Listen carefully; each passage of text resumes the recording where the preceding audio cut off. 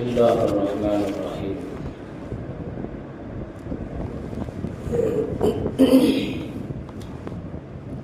إن الحمد لله والصلاة والسلام على رسول الله صلى الله عليه وعلى آله وصحبه أجمعين.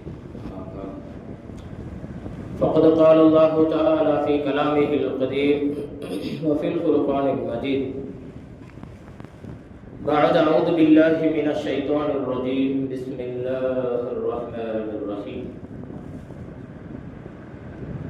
يا أيها الذين آمنوا استعينوا بالصبر والصلاة إن الله مع الصابرين. صدق الله.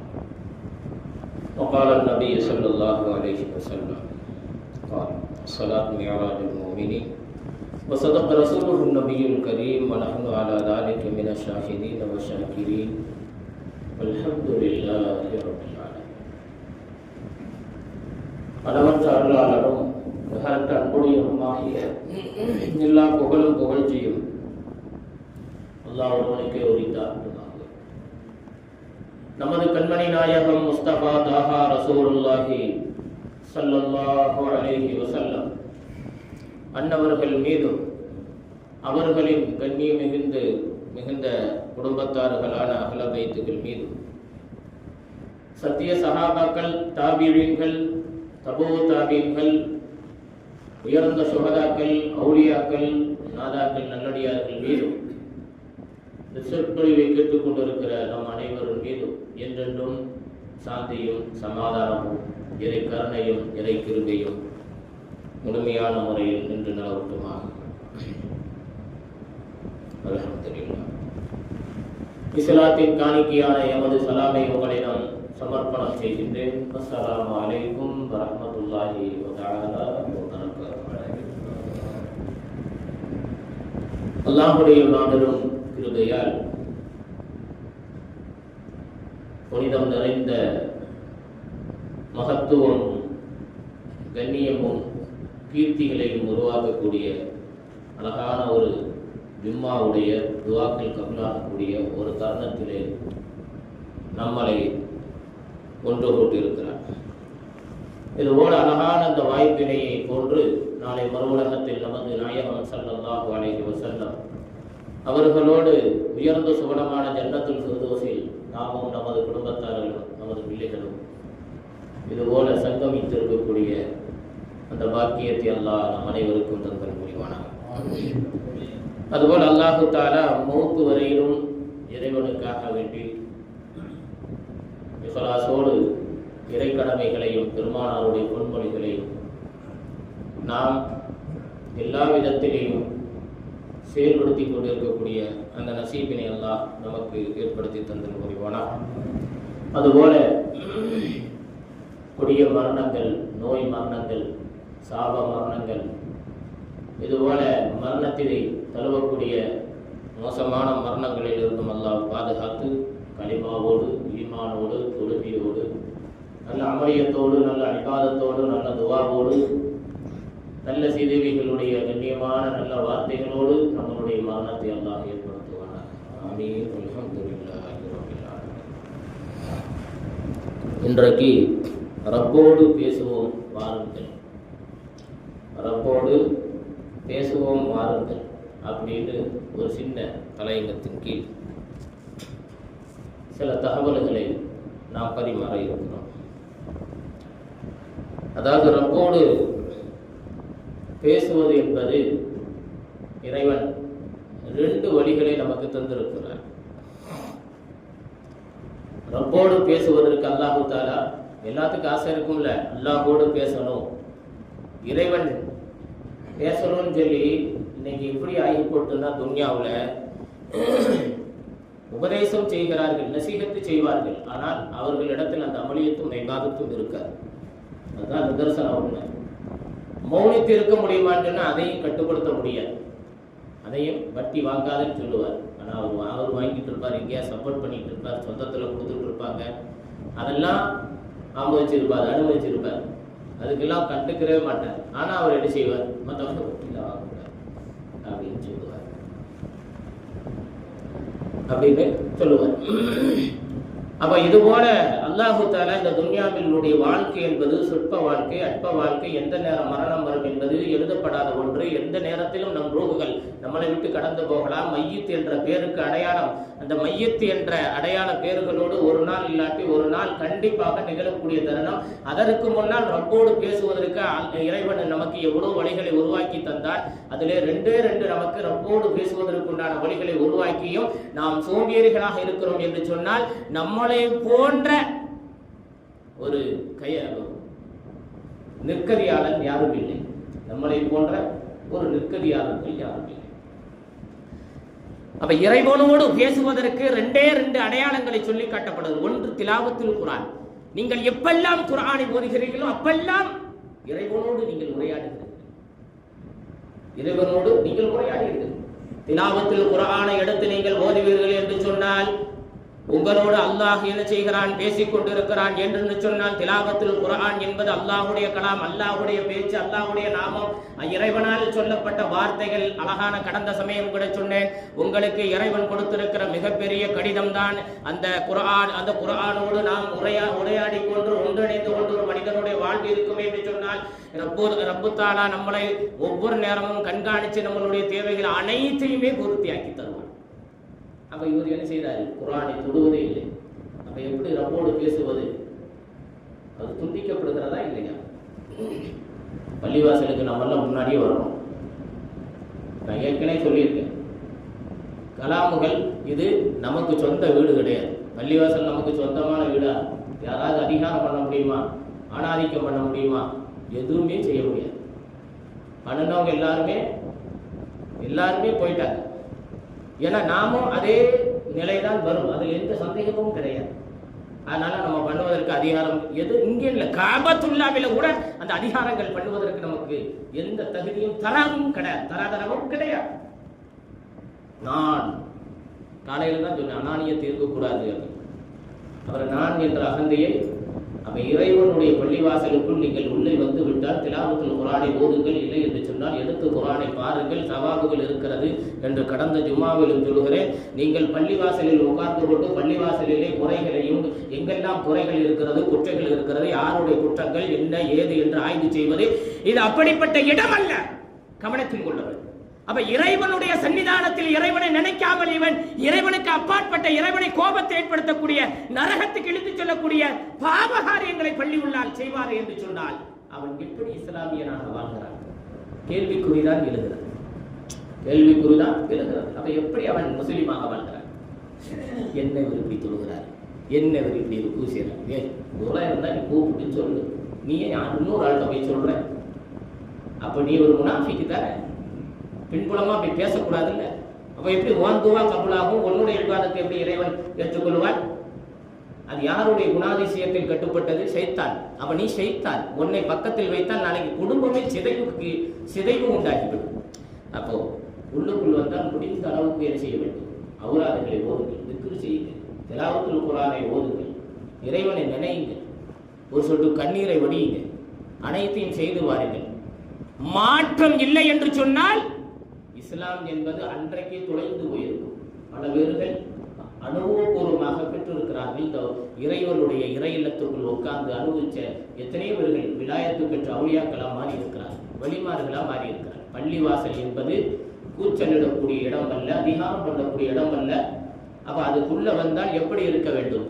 பேச்சுக்களை குறைத்து வேண்டும். 10 நிமிடம் சொல்லுவாங்கல்ல, இமாம் சார் நீங்க எவ்வளவு நேரத்தோட உங்களுக்கு இவ்வளவு சம்பளம் கொடுக்குறீங்களே, 15,000 சம்பளம், 15,000 பெரிய காசு கிடையாது, இவ்வளவு சம்பளம் ஏன் சார்? உங்களுக்கு என்ன வேலை இருக்கு? 10 நிமிஷம் போறீங்க தக்பீர்கிட்ட. எப்பா இமாம் தப்பு செஞ்சா ஒட்டுமொத்த பாவம் யாருக்கு போகும்? அவர் சொர்க்கம் போவாரா? அப்ப என்ன தக்குவா மட்டும் இருக்கு? இப்படி ஒரு வார்த்தையை பேசுகிறாயே, அப்ப ஒன்றை இல்லை ஈமானியத்தை இருக்கு. சுவால் கேள்வி எழுமா இல்லையா? அவர் சொல்லு சாதாரணமா பேசுவார். 10 நிமிஷம் வேலைக்கு 15,000, 10 நிமிஷம் வந்து தொழு வச்சுட்டு போறாரு. அதே சுவாலை திருப்பி கேட்கறதுக்கு 10 நிமிஷம் தானே பள்ளிக்குள்ள வர்றேன்.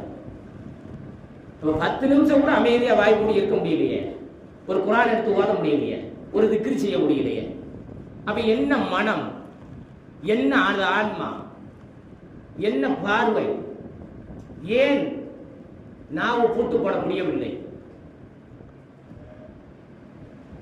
அப்ப அப்போ நாம் யோசித்து பார்க்க வேண்டும். பள்ளிக்குள் வந்தால் குறைந்த நிமிடங்கள் இருக்கிறோம், முடிந்த அளவுக்கு ஜனவரி செல்வாங்க, என்ன சீக்கிரம் சொல்றீங்க, சீக்கிரம் காமிச்சு நீ வாங்க சொல்ற முன்னாடி வாப்பா நான் சொல்லி எவ்வளோ கேப் இருக்குல்ல வாங்க. அப்போ அதனால் பள்ளி உள்ள ஐபுகளை குறைத்துக் கொள்ள வேண்டும். அப்போ இறைவனோடு பேசுவதற்கு இறைவன் தந்திருக்கிற வாய்ப்பு ரெண்டு, ஒன்று திலாவத்துல் குர்ஆன், இன்னொன்று தொழுகை. ஸலாத், தொழுகை என்பது இறைவனோடு உரையாடக்கூடிய மிகவும் பாக்கியம் நிறைந்த ஒரு நிலைதான் ஸலாத், தொழுகை. இந்த தொழுகை என்பதுதான் அஃதல், ஆகச் சிறந்தது. குர்ஆனை காட்டிலும் தொழுகை என்பது ஆகச் சிறந்தது. ஏன் அப்படி ஆகச் சிறந்ததாக? குர்ஆனோடு இந்த தொழுகை ஒன்றிணைந்திருக்கிறது. ஒரு மனிதர் தக்பீர் கட்டி தொழுகிறார், அல்லாஹு அக்பர் என்று தொழும் பொழுது அவர் திலாவத்தில் குர்ஆனை ஓதாமல் அவர் ருக்கு சுஜூதை தொழுகை எல்லா ஃபர்லுகளை நிறைவேற்றுகிறார் என்று சொன்னால் அவருடைய தொழுகை ஒரு காலம் ஏற்றுக்கொள்ளப்படாது. ஒரு மனிதர் திலாவத்தில் குர்ஆனை தொழுகைக்கு ஓதாமல் அவர் தொழுவார் என்று சொன்னால் அவர் தொழுகை ஏற்றுக்கொள்ளப்படாது. கற்றுக்கொள்ள வேண்டும். அதனால் தான் மக்தப் மதரசாவின் இலக்காத என்று சொல்கிறோம். எனக்கு அலுவந்து சூறாவே தெரியலங்க. அப்போ உன் பிள்ளைக்கு தெரியுதா? உன் பேர பிள்ளைக்கு தெரியுதா? கேள்வி வருதா இல்லையா? நீ என்ன அசத்தவை கூட பேசிக்கிட்டு இருக்க? நீ ஒழுங்கா முதல்ல தொழுகை கபூலியத்தை ஆக வேண்டும் என்று சொன்னால் ஆரம்பத்திலே இல்முகளை கற்றறிந்திருக்க வேண்டும். கற்றறியாமல் வசனங்கள் பேசுவதும் அதிகார பணிகளை பயன்படுத்துவது என்பதும் மகா பெரிய பாவம். அப்ப இந்த தொழுகை என்பது ஆக சிறந்த ஒரு அஃதலியத்தான ஒரு சிறந்த செயல். பொதுவாக தொழுகைக்கு சாஷ்டானம் என்று சொல்வார் தமிழ்ல. சாஷ்டானம்னா சுஜூது செய்து சஜதா. ரசூலுல்லாஹி ஸல்லல்லாஹு அலைஹி வஸல்லம் பல ஹதீஸுகளில் மிஷ்காத்தை தொட்டு புகாரி வரையிலும் ரசூலுல்லாஹி ஸல்லல்லாஹு அலைஹி வஸல்லம் அதிகம் சுஜூது செய்யுங்கள் என்ற ஹதீஸுகளை நாம் கண்கூடாக பார்த்திருப்போம். அந்த சஜதா என்று சொன்னால் தொழுகை. அதை தாண்டி இன்னொரு விளக்கத்தை சொல்வார்கள். ஸலாத் என்று சொன்னால் துஆ என்பதாக சொல்வார்கள். அதாவது பாதுகாப்பு ஆரோக்கியத்துக்காக சொல்லப்படுகிற ஒரு வாசகம் என்பதாக பதிவு செய்வார்கள்.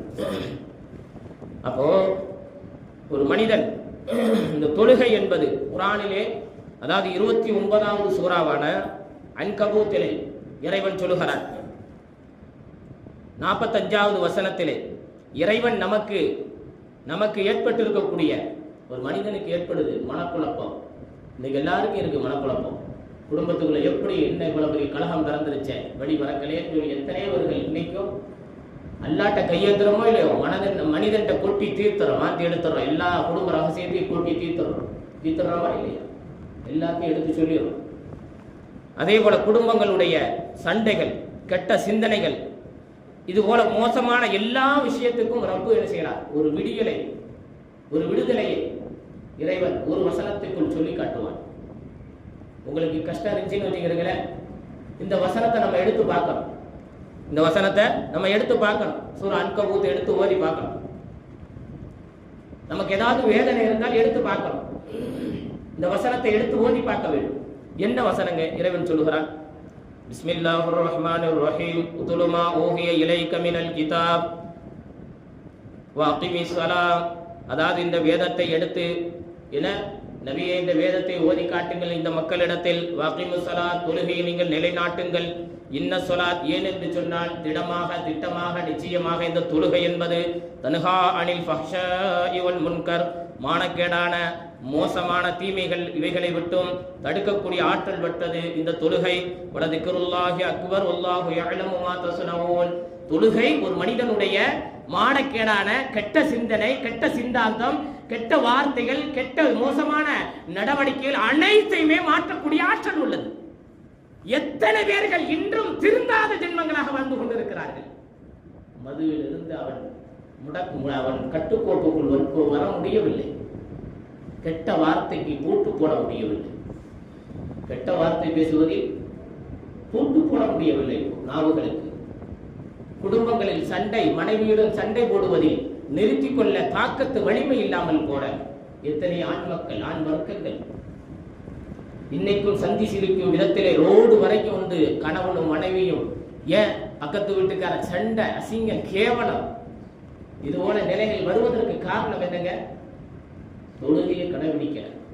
தொழுதா ஹயா வந்துடும், வெக்க நாணம் வரும். ஒரு தொப்பி தாடி வச்சு தொழுது பாருங்க, யாராவது நம்மளை பேசினா வச்சுக்கிறேன் ஒன்றும் மோனமாக போயிடுவோம். இல்லைன்னா நானும் ரவுடிட்டான்னு சொல்லி தொப்பியை கட்டி வச்சு இறங்குவான். அவன் பழைய புத்தி. பொதுவாக இயற்கை வந்து 5ல் விளையாது 50, 5ல் என்னதான் அதான் கடைசி வரை மூத்து வரைக்கும் வரும். எவ்வளோதான் பெயிண்ட் அடிச்சு பூசி பூசி பார்த்தாலும் பழைய அந்த குணங்கள் வந்துடும். சபரா இருக்கிறது பார்ப்பாரு. எல்லா நாடுன்னா அதை மாத்திடுவான். அப்போ குர்ஆன் என்ன சொல்லுகிறது? மானக்கேடான விஷயங்களை உங்களுக்கு தடுக்குகிறது. அப்ப மானக்கேடான விஷயங்களை மண்ணில் புதைக்கக்கூடிய வலிமையான ஒரு அமல் இருக்கிறது என்று சொன்னால் அது தொழுகைதான். அல்லாஹு தஆலா குர்ஆனிலே சொல்லுவான், 23வது சூரா 1லிருந்து 10 வரைக்கும், தொழுகை என்பது மானக்கேடானதை ஏற்படுத்தக்கூடிய மிகவும் மோசமான 7 குணங்களை அடியோடு அழிக்கக்கூடிய ஒரு குணத்தை இறைவன் ஒரு இடத்தில் சொல்லி காட்டுவான். 7 குணத்தை அவனுடைய உள்ளத்திலிருந்து அடியோடு அழிப்பது மட்டுமல்ல, அவனுக்கு ஜன்னத்தை பரிசாக கொடுக்கிறான். அதே ஒரு ஜன்னத்தை வாரிசாக ஆக்குகிறான். சுவனத்தை அதிலே நிரந்தரமாக தங்க வைக்குகிறான். அவன் அதிலேயே நீ உனக்கு இதுதான் வெற்றி என்பதாக சொல்லி காட்டுகிறான். குர்ஆனிலே ஒரு இடத்திலே ஒரு மனிதன் தொழுவான் என்று சொன்னால் அவனிடத்தில் 7 விதமான குணங்கள் அவனை விட்டு கடந்து போய் அது மண்ணில் புதைக்கப்பட்டு விடும் என்று சொல்கிறான். என்ன குணம் பார்த்துருவோம்? அந்த குணங்கள்லாம் இன்னைக்கு வரைக்கும் நம்மளை விட்டு போகல. குர்ஆன் நல்ல தொடர்ச்சியா சொல்றான். சூரத்துல் மூமின்ல அந்த குர்ஆனை நம்மளை விட்டு மௌத்தா இருக்கா? நம்மளை விட்டு நாம் அந்த குணத்தை புதைத்து இருக்கிறோமா? வயது 70 ஆகிவிட்டது, ஆனாலும் கூட புதைக்கப்படவில்லை. அந்த குணம் நம்மளோடு ஒட்டி கொண்டுதான் இருக்கிறது. அப்ப எப்போ அது கலைக்கப்பட வேண்டும்? குர்ஆனில் அல்லாஹ் சொல்லுகிறான், கத் அஃப்லஹல் முஃமினூன், முஃமினானவர்கள் மகா வெற்றி அடைந்து விட்டார்கள். முதலாவது குணத்தை சொல்கிறான், அல்லதீன ஹும் ஃபீ ஸலாத்திஹிம் ஹாஷிஊன். ஒரு மனிதன் ஹுஷூ ஹுலூவோடு தொழுவான் என்று சொன்னால் அவன் மகா வெற்றி அடைந்து விட்டார்கள். ஒரு மனிதன் ஹுஷூ ஹுலூவோடு தொழக்கூடியது என்பது சொல்லும் பொழுது சொல்லுவார்கள், நபுதவுல் ஹுஷூ ஃபீ கல்பி பில் ஹுப்பி வ தஅலீம். ஹுஷூ என்று சொன்னால் முகப்பத்தோடு பிரியத்தோடு இறைவனுக்காக செய்யக்கூடிய ஒரு காரியம், பயபக்தியோடு செய்யக்கூடிய காரியத்துக்கு ஹுஷூ என்பதாக சொல்வார்கள். உதாரணத்துக்கு ஒரு விஷயத்தை சொல்றேன். ஹுஷூனா இன்னொரு உதாரணம். இன்னைக்கு நம்ம மக்கள் தப்பு செய்யறதுல நம்பர் 1. நம்ம சில பேர்கள் பார்த்தோம்னா ஆண் பார்த்தா ஆடையெல்லாம் பயங்கரமா இருக்கும். ஆனா அவர்களுடைய பின்புலத்துல பார்த்தோம்னா குற்றச்சாட்டுகள் ஏராளமாக புதைந்து அட்டை நல்லா பிளாஸ்டிக் போட்டு ஒடிச்சிருக்கான். ஒட்டி அவர் நண்பர்கிட்ட கேட்டார். ரசூலா சொன்னாங்கல்ல, அவனை தெரிஞ்சுட்டு அவன் நண்பனை போய்ப்பாரு. ரசூலா என்ன சொன்னாங்க? இவரை தெரிந்து கொள்ள வேண்டுமா, அப்துல் கலாரை தெரிந்து கொள்ள வேண்டுமா, அப்துல்லாவை போய் பார்ப்பா, அவர் தான் அவருக்கு நண்பர். எல்லா விஷயம் புட்டு வச்சிருப்பாரு, பார்த்திருப்பாரு. அவர் ரசூலா சொல்லியிருக்கிறார். ஹுஷூ என்பது இன்னைக்குள்ள வாலிபர்கள் தப்பு செய்யறது எங்க போய் செய்யறாங்க தெரியுங்களா? பக்கத்து ஊர்ல எல்லாம் செய்ய மாட்டான், பக்கத்து மாநிலத்துல போய் தப்பு செய்வான், தண்ணி அடிப்பான், விபச்சாரம் பண்ணுவான், என்னென்ன செய்யணுமோ ஹராம். நம்ம தாய் தாக்க உள்ள டூர் போயிட்டு அது நரகத்தினுடைய வாசலை நாம் திறந்து வைப்பதற்கு சமம். நம்ம பிள்ளைய ஸ்கூல்ல அடிச்சுட்டா நம்ம போய் டீச்சர்கிட்ட சண்டை போடுறோம். இப்போ சமீபத்தில் கேரளாவில் ஒரு உஸ்தாது ஒரு மாணவனை அடிச்சான்னு சொல்லி வைரல் ஆச்சு. அடிச்சான்னு சொல்லி அவன் வேகமா அவனுக்கு ஈமானே கிடையாது, பலான அசத்து சாப்பிட்டுக்கிட்டு இருக்கிறவரை அடிச்சுட்டான். கேரளாவே கொந்தளிச்சது, முற்றுகைட்டு ஆயிரக்கணக்கான பேர் அந்த மனிதன் பொழந்து கட்ட பார்த்தார். அவரு ஒரே வார்த்தையில மன்னிச்சிருங்க. இதே அவனுக்கு பெரிய ஒரு மரண அடி. உங்களுக்கு எல்லாம் தெரிஞ்ச இன்ஸ்டாகிராம்ல எல்லாம் பரவல வந்துச்சு கடந்த ஒரு வாரத்துக்கு முன்னாடி. அப்ப இந்த மாதிரி நம்ம பிள்ளைகளை அடிச்சுட்டா போய் சண்டைக்கு போவோம். ஸ்கூல்லே அப்படித்தான், இங்கே அப்படித்தான் சண்டைக்கு போவோம். ஏன் பிள்ளைய அடிச்சே அப்படி? அப்ப நீ பெத்து ஒரு பிள்ளைய நாளைக்கு நரகத்துக்கு போவோமே.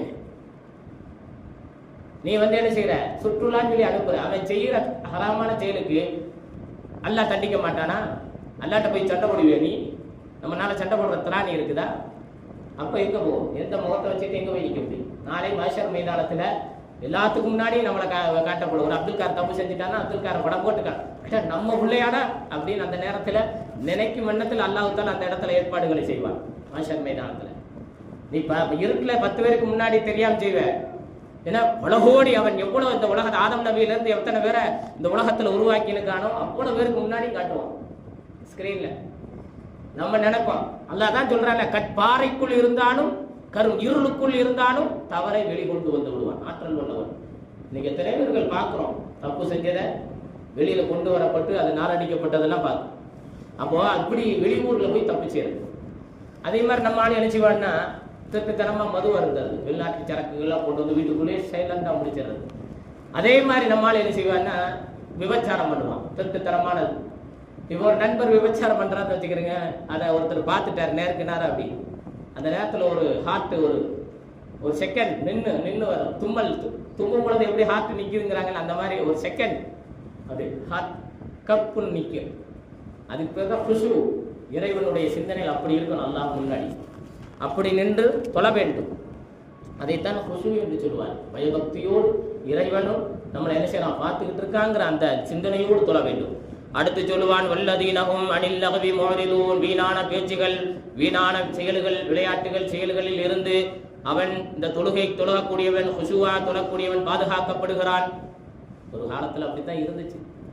பெரியவங்கெல்லாம் வந்து தொழுவாங்க, தொழுதுட்டு அஸ்ஸலாமு அலைக்கும் தவிர்த்து வேற எதுவுமே பேச மாட்டாங்க. நேரம் நான் பல தடவை சொல்லியிருக்கிறேன்.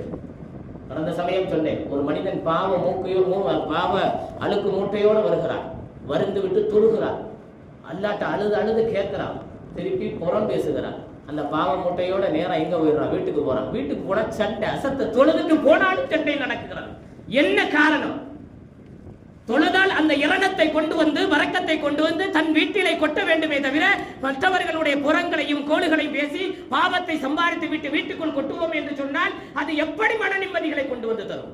யோசித்து பார்க்க வேண்டும். எப்படி சக்கீனத்துகளை கொண்டு வந்து தரும்? கொண்டு வந்து தராது.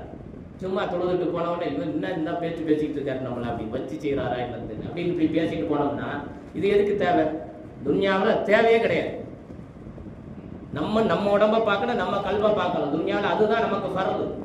நம்ம உடம்ப நரகம் திண்டாத அளவுக்கு பாதுகாக்கணும். நப்சு நரகத்துக்கு கொண்டு வர வேலை என்னெல்லாம் பண்ணுமோ பண்ணும். அப்ப நம்ம என்ன செய்ய வேண்டும்? அந்த காலத்துல தொழுதுட்டு சலான் சொல்லிட்டு என்ன செய்வாங்க? அசா குச்சியோட போனா பெரியவங்கலாம் பார்த்துருக்கும். பேச்சு, வீணான பேச்சு அவங்கள்ட்ட இருக்காது, விளையாட்டுகள் இருக்காது, எதுவுமே இருக்காது. அதைத்தான் வல்லதீனஹும் அனில் லஹவி முஅரிதூன். குஷுவாக தொழுவார்கள், அவர்களிடத்தில் வீணான பேச்சுகள் அவங்களுடைய உள்ளத்தை விட்டு நீங்கியிருக்கும், வீணான செயல்கள் அவங்களுடைய உள்ளத்தை விட்டு நீங்கியிருக்கும். வல்லதீனஹும் லிஸகாத்தி ஃபாயிலூன். அவர்கள் ஜக்காத்தை கொடுக்கக்கூடியவர்களாக இருப்பார்கள். ஜக்காத்தை கரெக்டான முறையில் அந்தந்த இன்னைக்கு நம்ம ஆள் எஞ்சிறன்னா ஒரு ரமலான் காலத்துல ஜக்காத்து கொடுக்குறது 2 மடங்கு பல மடங்கு கூட நன்மைகளை அள்ளி தரக்கூடியவர். ஆனா நம்ம ஆள் என்ன செய்யறாருன்னா 10 ரூபாயா புது நோட்டு பேங்க்ல வாங்கிட்டு வந்துடுறது. அப்படி எல்லாத்துக்கு முன்னாடி எல்லாரும் பார்க்குற மாதிரி கொடுத்துட்டு நான் ஜக்காத்தை கொடுத்துட்டேன். மமதைக்காக வேண்டி, அநானியத்துக்காக வேண்டி இந்த தர்மம் சொல்லுவாங்கல்ல, அதாவது ஒண்ணு செய்யணும், அப்படி இல்லையா அமைதியா இருக்கணும். செஞ்சு பாவத்தை சுமக்க கூடாது. செஞ்சு சொல்லுவாங்கல்ல, நாவுகளை அடக்கிக் கொள்ள வேண்டும். வார்த்தையை விட்டுட்டு சமாளிக்க தெரியலைன்னா எதுக்கு இந்த வீராப்பு? தேவையில்லை. இலங்கையில ரசூலுல்லாஹ் பத்தி ஒருத்தர் ரொம்ப மட்டமா பேசினாரு. கமாண்ட்ல போடப்பது, உனக்கு இருக்கு இந்த வீராப்பு? உனக்கு தெரிய வேணாமா? நீனே குலைக்க போற வெளிநாட்டுல, சும்மா இருக்கணும். எவனா சுரஞ்சாங்கிறதுக்காண்டி அங்க போய் உட்காந்துட்டு நீ கமாண்ட் ரசூலுல்லாஹ் பத்தி பேசுற, ரசூலுல்லாஹ் பத்தி இஹானத்தா இழிவா பேசுற.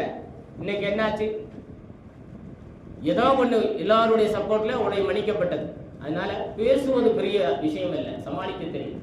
சமாளிக்க தெரியலன்னா வீராப்பு தேவையே இல்லை, அமைதியாக இருந்து விட வேண்டும். அப்போ நம்மளால என்ன செய்யறது? ஜக்காத்துங்கிற பேர்ல 10 பேருக்கு 100 ரூபாய் எல்லாத்துக்கும் முன்னாடி காட்டிட்டு பாவத்தை சம்பாதித்துட்டு போயிடும். வலது கையில கொடுக்கறது இடது கைக்கு தெரியக்கூடாது. ஏன் தெரியக்கூடாது? அந்த அளவுக்கு தர்மம். இந்த நம்ம உடல்ல இருக்கக்கூடிய இந்த கையில கொடுக்கறது கூட இந்த கைக்கு தெரியக்கூடாது. அந்த அளவுக்கு சரக்கா செய்ய சொல்லி இருக்கிறாங்க. தர்மத்தை அப்படித்தான் செய்யணும். பொதுவா தர்மம்னா என்ன தெரியுங்களா? கேட்காம கொடுக்கறதுக்கு தான் தர்மம். கேட்டு கொடுத்தால் உதவி. ஒருத்தர் வந்து நிற்கிறாரு வாசல்ல, எனக்கு இந்த மாதிரி செய்யுங்க, அது நம்ம 10 ரூபா கொடுத்தா அது பேர் என்னங்க? உதவி. தர்மத்தை எங்கே நிலைநாட்ட முடியும்? சொந்த பந்தங்கள்ட்ட நிலைநாட்டலாம். நம்ம பிள்ளைங்க வயசுக்கு வந்திருக்கும், கரை சேர்க்க முடியாமல் இருப்போம், கடல்ல இருப்பாங்க, வீடு வாடகை கொடுக்க முடியாமல் இருப்பாங்க, ஸ்கூல் ஃபீஸ், அந்த மாதிரி நேரத்தில் போய் உதவ பார்த்தீங்கன்னா அது தர்மம். ஏன்னா ஒருத்தர் கேட்கிறாரு வந்து, அது வந்து உதவி. ஏன்னா கேட்டு நம்ம செய்யலைன்னா அது பெரிய பாவம். ஏன்னா அவருடைய உள்ளத்துல உள்ள நமக்கு தெரியாது, ஏமாத்துறது 2ஆம் பட்சம். ஆனா தர்மம்ங்கிறது கேட்காமல் கொடுக்கறதுக்கு பேர் சதக்கா. சதக்கான்னால அதுதான். அப்ப அடுத்து சொல்லுகிறான் வல்லதீனஹும் லிஃபுரூஜிஹிம் ஹாஃபிலூன், மர்மஸ்தானத்தை பாதுகாக்கக்கூடியவர்கள், மர்மத்தை பாதுகாக்கக்கூடிய தன்மைகள் தொழக்கூடிய நபருக்கு அல்லாஹு தஆலா உண்டாக்குகிறான். இல்லா அலா அஸ்வாஜிஹிம் அவ்மா மலக்கத் ஐமானுஹும் ஃபஇன்னஹும் கைரு மலூமின், மனைவி அதை தவிர்த்து வழக்கறதுக்கு சொந்தமாக்கப்பட்ட அடிமை பெண்கள் இவர்கள் மட்டும்தான் இவர்களோடு உடலுறவு வைத்துக் கொள்வது என்பது கைரு மலூமின், தவறு என்பது இல்லை. அல்லாஹ் என்ன சொல்கிறான்? உண்மையிலேயே ஹுஷு ஹுதுவா அல்லாஹ் காண்டி தொழக்கூடியவருக்கு இந்த ஜினா புத்தியே வராது. தன் மனைவியை தவிர்த்து இன்னொரு பெண்ணை ரகசியமா ரகசியமா இந்த மாதிரி வேலை, அதே மாதிரி தைரியமா துணிச்சலாம், யாரு பார்த்தேன்னா அவங்க ஒரு இப்படி நல்ல மமதையோட, இந்த புத்தி யாருக்கு வராதுங்க? ஹுஷுவா அல்லாஹ் காண்டி உண்மையிலே ஹக்கா தொழக்கூடியவர்கள். 90 வயசு ஆனவர்கள்ட்ட கேளுங்க, இந்த மாற்றம் வந்திருக்கா வாப்பா அப்படின்னு கேளுங்க. தொழுவணும், அல்லாஹ் காண்டி தொழுவோம். ஆனா மாறினவங்களாம் இருக்கிறாங்க, மாறினவங்கலாம் இருக்கிறாங்க. அடுத்து சொல்லுகிறான் வல்லதீனஹும் லிஅமானாத்திஹிம் வஅஹ்திஹிம் ராஊன், அமானாத்துகளை பாதுகாக்கக்கூடியவர்களாக தொழுகையாளிகள் இருப்பார்கள். வஅஹ்திஹிம் ராஊன், வாக்குகளை தன்னுடைய வாக்குகளை காப்பாற்றக்கூடியவர்களாக பேணக்கூடியவர்களாக இருப்பார்கள். அமானிதம், மனைவி நமக்கு அமானிதம், பிள்ளை நமக்கு அமானிதம். ஆனா ரெண்டுமே பாதுகாக்க தவறிய ஆண் வர்க்கம் இன்னைக்கு அதிகமாக இருக்கிறது. மனைவி அடிக்கிறான், வெளிநாடு போறங்கிற பேர்ல வெளிநாடு போறது பிரச்சனை இல்லை, மனைவி படிக்கிறாத, மனைவி பிள்ளைகளை சரியான முறையில கல்வி, மார்க்க கல்வி, உலக கல்வியை பிள்ளைக்கு ஏற்பாடு செஞ்சிருக்காளான்னு பாக்குறது இல்லை. இவன் இப்ப பார்த்தாலும் லேப்டாப்லயும் செல்லுலயே அதுலயும் மூழ்கி இன்ஸ்டாகிராம புள்ள என்ன செய்யுதுன்னு கவனிக்கிறது இல்லை, புள்ள என்ன செய்யறதுன்னு கவனிக்கிறது இல்லை. அப்ப அந்த பாவத்துக்கு சொந்தக்காரர் யார் ஆகி விடுகிறார்? கணவன் ஆகி விடுகிறார். கணவன் பாவத்துக்கு சொந்தக்காரர் ஆகிறாரா இல்லையா? ஏன் பரல் யாருக்கு? அமானிதத்து யார்கிட்ட ஒப்படைத்தான்? மனைவியை.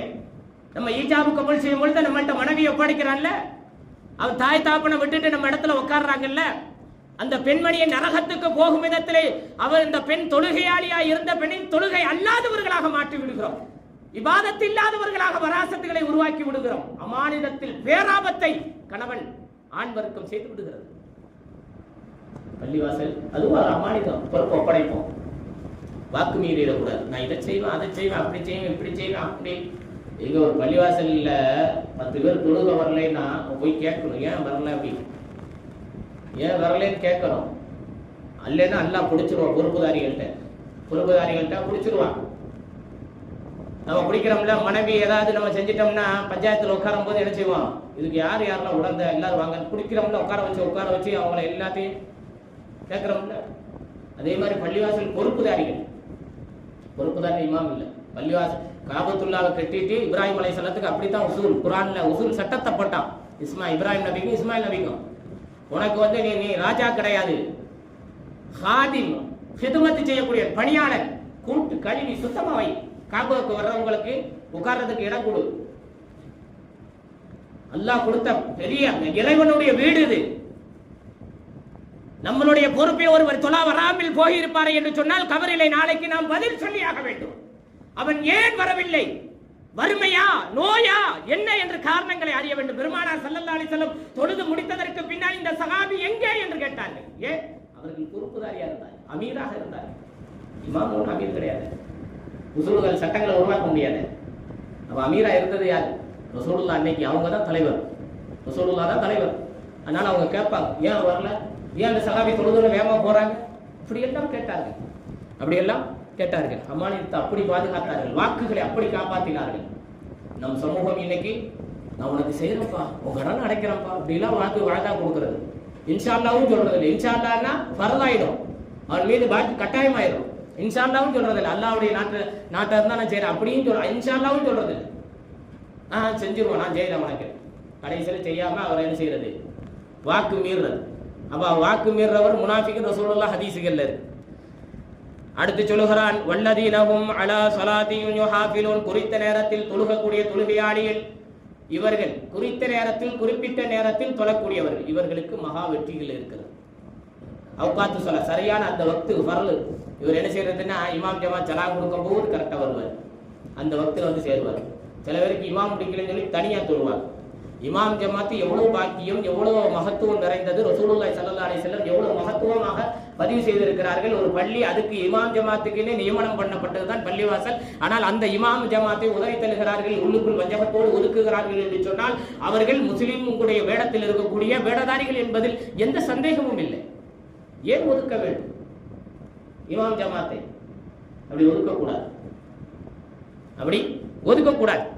அப்போ குர்ஆனிலே சொல்லுகிறான், மொத்தம் 7 நபர்களை சொல்லுகிறான். இந்த 7 குணங்களும் ஒரு தொழுகையை கொண்டு அப்புறப்படுத்தப்படுகிறது. அல்லதீனஹும் ஹுஷூவா தொழக்கூடியவர்களுக்கு என்ன செய்கிறான்? வீண் பேச்சுகள், வீணான செயல்கள், அதே போல ஜக்காத்து கொடுக்கக்கூடிய நல்ல செயல்கள், அதே மாதிரி விபச்சார செயல்கள், அதே போல பாத்தீங்கன்னா அமானத்தை பாதுகாக்குதல், வாக்குறுதிகளை காப்பாற்றுதல், குறிப்பிட்ட நேரங்களில் தொழுகிறது. இது போல நிலைகள் இறைவன் என்ன செய்கிறான்? கெட்டதை அகற்றி நல்லதை உருவாக்குகிறான். இவர்கள் தான் உலாய்க்கஹுமுல் வாரிசூன், சுவர்க்கத்துக்கு வாரிசுதாரர்கள். என அல்லதீன யரிசூனல் ஃபிர்தௌஸ், ஜன்னத்துல் ஃபிர்தௌஸினுடைய வாரிசுதாரர்கள், ஹும் ஃபீஹா ஹாலிதூன், அதிலேயே நிரந்தரமாக இருப்பார்கள் என்று குர்ஆன் சொல்லுகிறது. அப்போ ஒரு மனிதன் தொழும்போது வீணான பேச்சுக்கள் நம்மளை விட்டு என்ன செய்ய வேண்டும்? சின்ன புள்ள கிடையாது, சின்ன குழந்தைகளோடு விளையாடுவதற்கு என்ன அன்பா முகமலர்ச்சியா எவ்வளவு பிள்ளைகள்கிட்ட பேசினாலும் வாங்கு சொல்லிவிட்டால் தொழவா என்று தொழுவதற்கு அழைத்து வர வேண்டும். அந்த பிள்ளைகளுக்கு தொழுகையை கற்பித்துக் கொடுக்க வேண்டும். என்னை பொறுத்த மட்டிலும் சில பேர் என்ன செய்வாங்கன்னா, பிள்ளைங்க பள்ளியாசலுக்கு வருவாங்க, வர்ற பிள்ளைகள விரட்டி விடுறது சில பேர் இருப்பாங்க.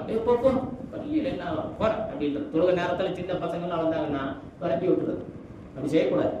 ஏன்? அவனுக்கு அப்படிப்பட்ட நசீபியாவது இறைவன் தந்திருக்கான பள்ளிக்குள்ள வர்ற நசீபு. இதை விட மோசம் பள்ளி உள்ளே வராம செல்லே உலகம் என்று, ஆண் பிள்ளைகள் செல்லே முதல் மனைவி என்று மூழ்கி கிடக்கக்கூடிய நபர்கள் எத்தனை பேர்கள் இருக்கிறார்கள்? வந்த குழந்தையை என்ன செய்யணும்? ஆதரிச்சு அதை செய்யணும், தலையை தடவி அந்த பிள்ளையும் தொழுகி வாப்பா இங்க பக்கத்துல நின்று இப்படி தொழுகும்போது விளையாண்டானா அப்படி விளையாடக்கூடாது, நல்ல பக்குவங்களை சொல்லிப்படும். அதை விட்டுட்டு நம்ம என்ன செய்யறது? ஏன்டா வந்தீங்க, ஏன் சட்டை பண்ற, அவனுக்கு காதை திரும்பி அவனை கொண்டு வெளியே தள்ளக்கூடாது, வெளியே தள்ளக்கூடாது. சின்ன பிள்ளையா இருந்தாலும் என்ன செய்யணும்? அது பக்குவமா சொல்லணும். சில பிள்ளைய வெளியே ஓடி பக்கத்துல வச்சுக்கிறங்க, ஓரமா நின்று தொழுகிறது தப்பு கிடையாது. குழந்தைகள் தொழுகிறத ஏளனமாக நம்ம கருதிவிடக்கூடாது. எப்படி தொழ வேண்டும் என்று இமாம் புகாரி ரஹிமஹுல்லா அவர்கள் சொல்லுகிறார்கள். தன்னுடைய புகாரி கிதாபிலே சொல்லும் பொழுது 2 வகையான முறையிலே தொழுகையை சொல்லி காட்டியிருக்கிறார்கள். ஹதீஸிலே பெருமானார் ஸல்லல்லாஹு அலைஹி வஸல்லம் அவர்களிடத்திலே ஒரு மென்மையான துணி அணிந்து கொண்டு, கருமையான முடி கொண்டு, பிரயாண களைப்பு கூட இல்லாத நிலையில் ஒருவர் வருகிறார். பெருமானார் ஸல்லல்லாஹு அலைஹி வஸல்லம் முட்டுக்காலோடு ஒட்டிய நிலையில் பேசிக்கொண்டு பல கேள்விகளை கேட்கிறார்கள். பெருமானார் ஸல்லல்லாஹு அலைஹி வஸல்லம் கேள்விக்கு அவருடைய கேள்விக்கு நபிகள் நாயகம் ஸல்லல்லாஹு அலைஹி வஸல்லம் பதில் கொடுக்கிறார்கள். அப்படி கேட்டுக்கொண்டே வரும் பொழுது மல் இஹ்சான் என்று கேட்கிறார்கள். மல் இஹ்சான், இஹ்சான் என்றால் என்ன என்று கேட்கும் பொழுது பெருமானார் ஸல்லல்லாஹு அலைஹி வஸல்லம் அவர்கள் சொல்லுகிறார்கள், அன் தஅபுதுல்லாஹ், நீ அல்லாஹ்வை இபாதத் செய்யும் பொழுது, தொழுகும் பொழுது, கஅன்னக தராஹ், அவனை நீ பார்ப்பது போல் தொழுகு, ஃபஇன்னக இல்லா தராஹு, ஒரு கால அப்படிப்பட்ட நிலை இல்லாமல் போனால் ஃபஇன்னஹு யராக, உம்மை இறைவன் பார்க்கிறான். 2 நிலைகளை இமாம் புகாரி பதிவு செய்திருக்கிறார்கள். புகாரியினுடைய கிதாபிலே 2 நிலையிலே நீ தொழுகு என்பதாக சொல்லி, ஒன்று அல்லாஹ்வை நம்ம பார்க்கிற மாதிரி. அப்ப அப்படி ஒரு நிலை இருக்குங்கிறத நமக்கு தெளிவாக தெரிகிறது.